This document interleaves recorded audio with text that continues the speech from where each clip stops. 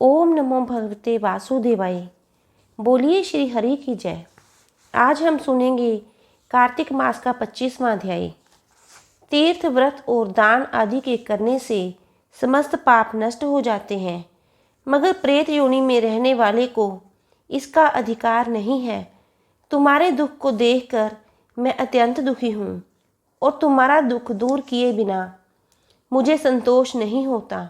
तुम्हारे पाप बड़े भारी हैं, क्योंकि यह तीनों योनियाँ बहुत बड़े पाप करने वालों को ही प्राप्त होती हैं, और प्रेत योनि तो थोड़े पुण्य से भी नष्ट नहीं हो सकती।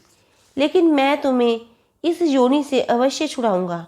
इसलिए मैंने जो कार्तिक का व्रत किया है उसका आधा पुण्य तुम्हें देता हूँ, क्योंकि यज्ञ दान तीर्थ का फल निश्चय ही कार्तिक के व्रत के पुण्य के समान नहीं है। देव ऋषि नारद बोले, हे राजन, इतना कहकर धर्मदत्त उसको ओम नमो भगवते वासुदेवाय यह द्वादशाक्षर मंत्र सुनाया और तुलसी का जल उसके ऊपर छिड़का। बस फिर क्या था, क्षण भर वे मह प्रेत योनि से छूट प्रज्वलित शिखा के समान दिव्य रूप धारण कर लक्ष्मी के समान सुंदर हो गई। तब वह धर्मदत्त को दंडवत करके प्रसन्नता से गदगद होकर बोली, हे ब्राह्मण, आपके आशीर्वाद से मैं इस घोर नरक से छूट गई हूँ। मुझे पाप सागर में डूबती हुई के लिए आप नौका के समान है। नारद जी ने कहा, हे राजन, अभी कलहा इस प्रकार कह ही रही थी कि वहाँ पर विष्णुगण एक दैदीप्यमान विमान लेकर आए। विमान के द्वार पर अप्सराएं और गण बैठे हुए थे। धर्मदत्त ने उनको देखकर प्रणाम किया।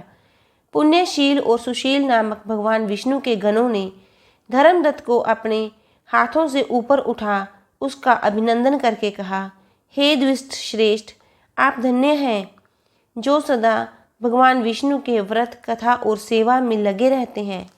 आपने जो अपने बाल्यकाल में पवित्र और शुभ कार्तिक व्रत किया था, उसके आधे फल से कलहा के पूर्व जन्म के एकत्रित पाप नष्ट कर दिए हैं।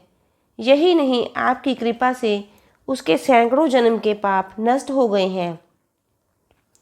आपके जागरण आदि करने से उसके पुण्य प्रभाव से यह आकाश मंडल से विमान आया है। हे ब्राह्मण, अब तुम भांति भांति के भोगों से युक्त वैकुंठ में विष्णु जी के पास रहोगे और मुक्ति प्राप्त करोगे। हे दया सागर, वह मनुष्य धन्य है और जन्म उसी का फलीभूत है जिन्होंने तुम्हारी तरह विष्णु जी की भक्ति की है, क्योंकि भगवान विष्णु अपने भक्तों को भला क्या नहीं देते। जिन्होंने प्राचीन काल में उतानपाद के पुत्र को ध्रुव पर पहुंचाया, जिसके सुमरन मात्र से प्राणियों की मुक्ति हो जाती है। प्राचीन काल में विष्णु जी ने केवल अपने नाम के स्मरण से ही आप द्वारा पकड़े हुए हाथी को हस्त योनि से छुड़ाकर जय नाम देकर अपना पार्षद बना लिया। तुमने उसी विष्णु की सेवा की है, इसलिए तुम अपनी दोनों स्त्रियों सहित 1000 वर्ष तक भगवान विष्णु के पास निवास करोगे।